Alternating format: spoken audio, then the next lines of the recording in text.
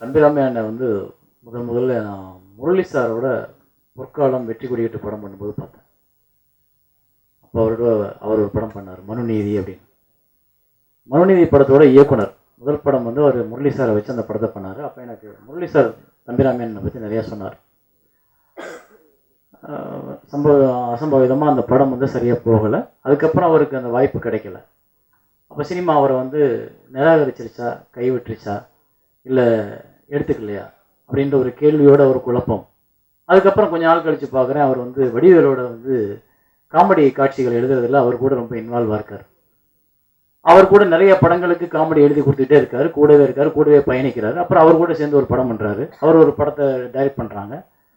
அப்பவும் சினிமா மறுபடியும் அவர் நிராகரிக்கிறது.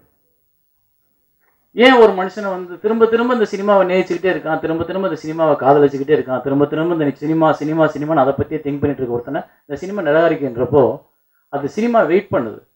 ஒருத்தனுக்கு முக்கியமான இடத்த கொடுக்கறதுக்கு வெயிட் பண்ணுது. அது எந்த இடத்த கொடுக்குன்னு ஆசைப்படுதோ அந்த இடத்த சினிமா கண்டிப்பாக கொடுத்துரும். சினிமாவை நேசித்தவர்கள் சினிமா கைவிடுவதே இல்லை. அது திரும்ப திரும்ப எத்தனையோ பேர் அதில் ப்ரூவ் பண்ணியிருக்காங்க.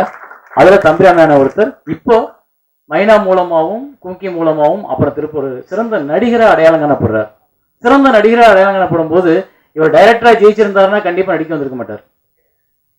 அதுக்கப்புறம் முரளியை வச்சு பண்ணியிருப்பாரு, அப்புறம் பார்த்திவன் வச்சு பண்ணியிருப்பாரு, அப்புறம் யாரோ ஒருத்தர் கதை கேட்டிருப்பாங்க, அப்புறம் அடுத்தடுத்து ஒரு டைரக்டராக போயிருப்பார். அப்போ அவர் வந்து என்ன கடவுள் என்ன நினைக்கிறான்னா, இவருக்கு இதுக்கு மேலே ஒரு தேசிய விருது போய் வாங்கிட்டு வந்திருக்காரு. தேசிய விருதை வாங்கிட்டு வந்ததுக்கு நடிகரானது தான் காரணம். நடிகரானதுக்கு காரணம் வந்து என்னன்னா, அந்த முன்னாடி உள்ள பிளாப், முன்னாடி உள்ள போராட்டங்கள், முன்னாடி உள்ள சோதனைகள். அப்போ ஒரு மனுஷனை பட்ட தீட்டுறதுக்கு வந்து தோல்விகள் நிறைய தேவைப்படுது. தோல்விகள் நிறைய வரும்பொழுதுதான் திரும்ப திரும்ப தோல்வியை பார்த்து பயந்து ஓடிட்டோம்னு வச்சுங்களேன், அது நமக்கு கிடைக்காது. ஆனா தோல்வியை எதிர்கொண்டு முட்டினோம்னா கண்டிப்பா அது நொறுங்கிற ஒரு நாள். அந்த இதை வந்து நான் தம்பிராமையாட்ட பார்த்தேன்.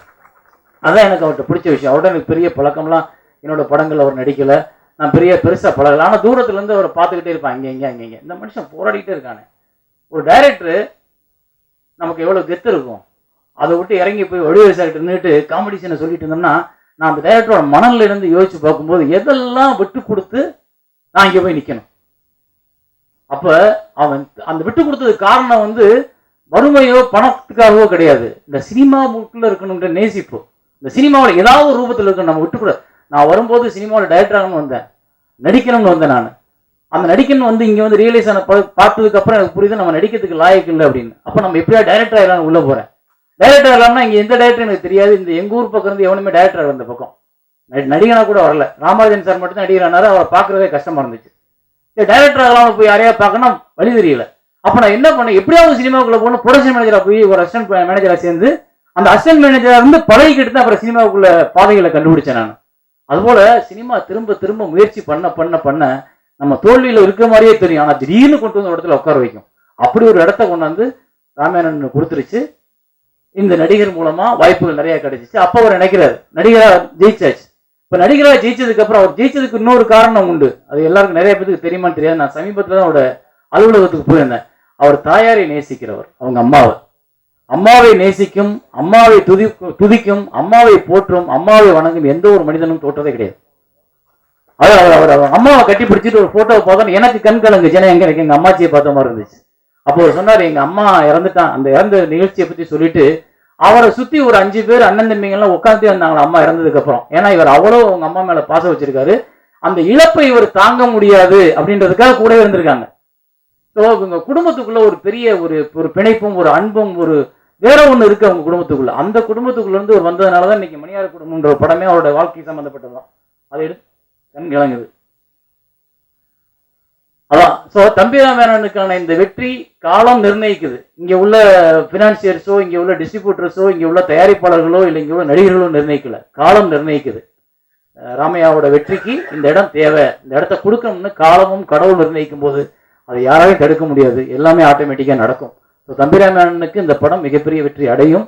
அதன் மூலமா அவரோட ஆசைகள் இத்தனை வருஷம் 50 வருஷம் ஒரு மனுஷன் கனவு கொண்டிருப்பான்ல, 50 வருஷ கனவுகள்ல எவ்வளவு கிடக்கு, அது பூரா நடந்தே தீரும். அதே போல தம்பி உமாபதி அப்புறம் நான் அவரோட பாடல்கள் முன்னாடி காமிச்சிட்டார். எனக்கு எல்லாரும் சொன்னாங்க நல்லா டான்ஸ் ஆடுறாரு அப்படின்னு. சின்ன பிள்ளையிலே கையை காலம் ஒடிச்சிருப்பாருன்னு நினைக்கிறேன் ராமையா அண்ணன். ஏன்னா இவ்வளவு உழையுது, கை காலெல்லாம் பின்னாடி போய் முன்னாடி வருது, எனக்கு புரியல. எங்கே நம்ம ஊர்ல சொல்லுவாங்க, அந்த காதை பிடிச்சி திரி முட்டி போட சொல்லுவாங்க, முட்டி போட்டு தலையில தொங்க விடுவாங்க வாத்தியாரு. தப்பு பண்ணோம்னா இவர் வீட்டுல இந்த தப்புலாம் நிறைய பண்ணிருப்பாரு போல. வீட்லயே அண்ணன் போட்டு பெண்டை கட்டியிருக்காரு. ஆனா அதே சமயம் ராபர்ட் மாஸ்டருக்கு நம்ம நன்றி சொன்னேன். பிரமாதமா வேலை வாங்கியிருக்கீங்க, பிரமாதமான கோரியோகிராஃபி பண்ணி கொடுத்துருக்கீங்க. அவருக்கு ஒரு புது நடிகருக்கு இந்த அளவுக்கு மெனக்கெட்டு அவருக்கு எல்லாத்தையும் பண்ணி கொடுத்த ராபர்ட் மாஸ்டருக்கு ஹேட்ஸ் ஆஃப். அதே சமயத்துல உமாபதி வந்து ஒரு அவருக்கு சொன்னது மாதிரி நான் சமீபத்துல தான் பார்த்துக்கிட்டு இருக்கேன் அவரை. சொல்லலாமா? சொல்லலாம். என்னுடைய படத்துல அடுத்து உமாபதி நடிக்க போறாரு. நாங்க ஜூலை 13ஆம் தேதி படப்பிடிப்பு ஆரம்பிக்கிறோம். அந்த படத்துல கதாநாயகனா நடிக்கிறாரு. ஸோ அதனால நான் சமீபத்தில் இவரை நான் பார்த்துக்கிட்டு இருக்கேன் நிறைய நாட்கள். அப்போ அவருடைய டெடிகேஷன் தெரியுது, அவருடைய எளிமை தெரியுது, அவருடைய விடாமுயற்சி தெரியுது. அவர் அப்புறம் வந்து மெனக்கடுறார். திடீர்னு ஒரு நாள் ஒரு வீடியோ காமிச்சார். நான் அப்படியே உட்காந்துட்டேன். ஒரு நிமிஷம் எனக்கு ஒன்றும் புரியல, நின்று போச்சு. என்னன்னா இந்த மாதிரி ஒரு செவர் இருக்கு, இங்க இருந்து ஓடி போய் இந்த செவத்துல ஏறி, இந்த விஜயகாந்த் படத்துல தான் பார்த்துருக்கோம் நம்ம. அது நம்ம எப்படி எடுப்பாங்க நமக்கு தெரியும். இவரே ஒரு கேமரா வச்சுட்டு போய் இவரே ஓடி போய் தவிர 2 ஸ்டெப் 3 ஸ்டெப் மேல போயிட்டு அப்படியே திருப்பி பெல்ட் அடிச்சு கீழே போய், ஏய் என்னப்பா நீ எப்ப இது நம்ம படம் முடிகிற வரைக்கும் இதெல்லாம் பண்ணலாம் பண்ணிட்டேன் நான். ஐயா நீ ஒன்னே நம்பி நான் படத்தை ஆரம்பிக்க போறேன், நீ வாட்டுக்கு இதெல்லாம் பண்றேன். இல்லைண்ணே நல்ல மனிதன், நல்ல பையன். எனக்கெல்லாம் வந்து இப்போ நாங்கள்லாம் பாட்டு பண்ணுவோம் படம் பண்றோம்னா, இப்போ நான்லாம் வந்து படம் பண்ணும்போது பாட்டுக்கு வந்து பாக்கியராஜ் சார் தான் உதாரணம் எடுத்துக்கிறேன். ஏன்னா எங்களுக்கு அவ்வளவுதான் ஆட தெரியும். 1 2 3 4 5 6 7 8 சார் தப்பா எடுத்துக்காதீங்க. ஏன்னா அவ்வளவுதான் எங்களுக்கு வரும். நான் இன்னும் சொல்லப்பா பாக்கியராஜரோட ஸ்டெப் ரிஸ்க் எடுக்கிறது இல்லை. ஏன்னா மாண்டேஜஸ்ல போயிடுறது பேக்ரவுண்ட் வைஸ் தான். பாடக்கூட வராது நமக்கு. பார்த்திபன் சார் நான் கூட்டு போகும்போது அவர் வந்து எதுக்குமே பயப்பட மாட்டார். ஷூட்டிங்ல அவர் ஏன்னா எல்லாத்தையும் வெள்ளாசி தள்ளுவார். ஆனா பாதிக்கு நம்ம நான் கூட்டி போய் முதல் 4 நாள் 10 நாள் ஷூட்டிங் நல்லா அவரை வேலை வாங்குறதே ஒரு யானையை கட்டி போட்டதுன்னு பாதி. திடீர்னு ஒரு நாள் வந்து மறுநாள் சாங் ஐயா நம் தேவரை, அந்த தேவர் கம்யூனிட்டி சாங்க போட்டோன்னு தான் தெரிஞ்சு பார்த்திபன் சார் பயப்படுறாரு. துப்பாக்கி எடுத்து சுடுற மாதிரியே இருக்கு அவருக்கு. அவர் வந்து ஏங்க கண்ட தாங்க இருக்கு, ஏங்க நல்லா தாங்க இருக்கு, நீங்க ஏங்க உண்மை கேட்குறீங்கன்றாரு. புரிஞ்சுக்கிட்டேன், ஆஹா இனிமே பார்த்திபன் சார் பயமுறுத்தோம்னா பாட்டை போட்டணும், பாட்டை போட்டோம்னா அவர் பேசாம நம்ம சொன்னோடி கேட்டுருவார் அப்படின்னு. அது மாதிரி நானும் பாக்கியராஜ் சார் வந்து எப்படியும் ஆடிடுவார். அவர் வந்து பழைய, ஏன்னா அவர் அந்த காலகட்டத்தில் ஆடித்தான் ஆகணும், வேற வழி இல்லை. அவர் எல்லாத்தையும் ஃபேஸ் பண்ணார். நாளாக வரும்போது மாண்டேஜஸ்ல கலந்துட்டேன். நம்மளை ஆட சொல்றாங்க தெரிஞ்சிடும் நமக்கு. பழனி பண்ணிக்கே தெரியும், பிரியவும் சந்திப்போம்ல. அப்பப்போ விட்டு தான் எடுப்பேன், கொஞ்சம் லேட்டா தான் எடுப்பேன். எனக்கு வராது, தாளத்தில் எடுக்கிறதுக்கெல்லாம் தெரியாது. நல்ல பாட்டு வாங்க தெரியும், ஆனா வேலை பார்க்க தெரியாது. ஆனா அந்த வேலையை இந்த பையன் கத்துக்கிட்டு இவ்வளவு பிரமாதமா டான்ஸ் ஆடிருக்கான்றப்ப பழனிப்பன் சொன்ன மாதிரி கொஞ்ச நாள் இதெல்லாம் தேவையில்லாம போயிடும். உண்மைதான் அது. ஏன்னா மோகன்லால் மம்மூட்டி எந்த படத்துல டான்ஸ் ஆடுறாங்க, இல்லை எந்த படத்துல ஃபைட் பண்றாங்க கிடையாது. நம்ம ஊர்ல தான் பண்ணிட்டு தர்றாங்க. ஏன்னா அதை வச்சு தான் ஓட்ட முடியும், வேற வழி கிடையாது. அது மட்டும் தான் அவங்களுக்கு தெரியும், மற்றதை பத்தி அவங்க ட்ரை பண்றதே கிடையாது. ஸோ நீ வந்து அங்கேயே நின்றக்கூடாது. நீ ஒரு சிறந்த நடிகனா வெளியே வரணும். உனக்குள்ள நடிக்கிற திறமை இருக்கு, அந்த நடிக்கிற திறமை வெளியே வரணும். உனக்கு அதுக்கான காலம் கண்டிப்பா உங்க அப்பாவுக்கு எப்படி கொடுத்துச்சோ அது மாதிரி கொடுக்கும்.